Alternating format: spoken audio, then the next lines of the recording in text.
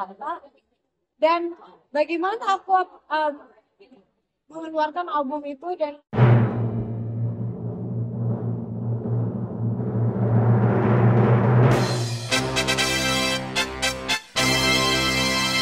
ya, dari kecil aku emang suka nyanyi banget ya. Mungkin nanti akan ada di film itu juga gimana foto-foto aku kecil atau video aku nyanyi waktu aku kecil gitu itu semua ada di sini. Ikutin dari siapa sih? Dari mama.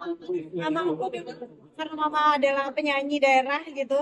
Jadi mam aku tuh dari kecil selalu wajib untuk latihan. Satu hari latihan itu kurang lebih 2 jam. 2 jam latihan cuma dengan tape. Dulu aku suka banget nih Astria gitu waktu di awal-awal ini ya. Anggun. Jadi aku harus mencapai nada-nada yang mereka nyanyikan. Itu ketika aku SD. Jadi memang dari kecil udah gamblang. Aku bangun tidur jam 5, sholat, kemudian harus olahraga. Olah badan, ya alhamdulillah sampai sekarang jadinya sehat. Dan juga olahraga nafas.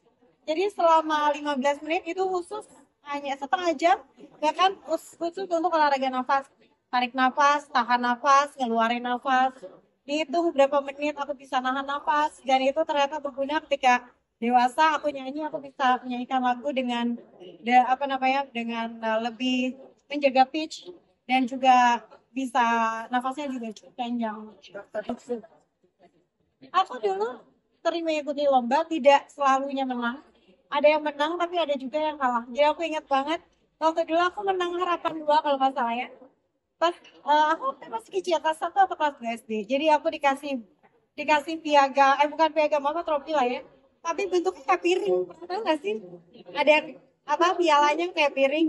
Nah itu aku bawa terus aku bilang, aku dikasih piring ini, jadi makannya nanti aku di atas piala ini.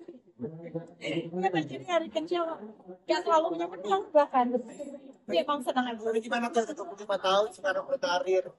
Dengan kita yang paling ingat apa sih yang mau Itu dia tuh, itu yang aku ceritakan di dalam All Access. Ada saatnya aku bahagia pastinya, ada saat yang berhasil tapi tidak sedikit juga yang aku memang tidak berhasil. Kayak aku keluarin album anak-anak gagal, terus di awal-awal karir juga tidak selalu berhasil. Nanti semuanya akan diceritakan lewat All Access. Kenapa kan buat dokumenter mau gitu? Iya. Kalau kata Prilly, biar ada banyak orang yang bisa mengambil manfaat dari apa yang aku lakukan gitu. Karena banyak pasti kan orang ingin menginginkan karir yang panjang. Aku sudah tahu karir yang cukup panjang, jadi aku mau share tiap-tiapnya gitu. Oh, kalau aku tuh hariannya tuh begini, siapa tahu orang bisa bisa apa ya, bisa berikut gitu dan memiliki karir yang panjang juga. Pertama kali ke Jakarta sendiri ya sendiri wow, pertama kali dapet wah itu cerita dari film. Pokoknya nanti di film ini kita bagaimana aku pertama kali datang ke Jakarta dan bagaimana aku mengeluarkan album itu dan album Tegar.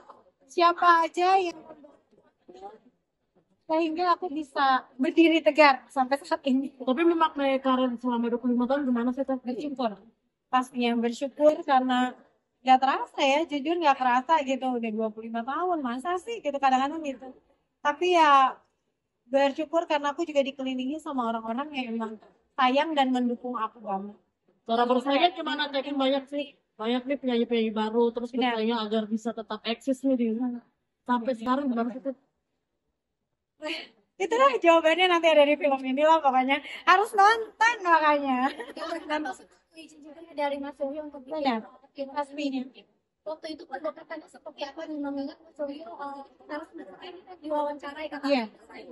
Tadinya awalnya aku nggak ada cerita tentang Mas Yoyo gitu, cuma ketika disambung-sambung, itulah kalau dokumenter kan nggak ada skrip, jadi kayak disambung kita perlu penjelasan juga dari Bapak Yoyo gitu tentang tentang saat itu.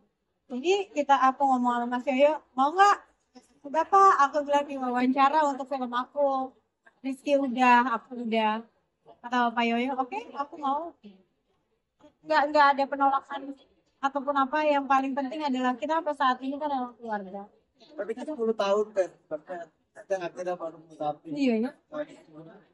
Berat ada perasaan kayak keputusan ini berat nggak ya? Berat Bapak Pin. Berat. Berat karena ini membuka cerita pribadi gitu. Sementara ini kan aku suaminya kayak untuk nyanyi aja mau aku cerita, tapi kalau untuk pribadi kan jarang banget. Jadi ini mungkin ya udah saatnya aja sih. Rizky sendiri susah maksudnya.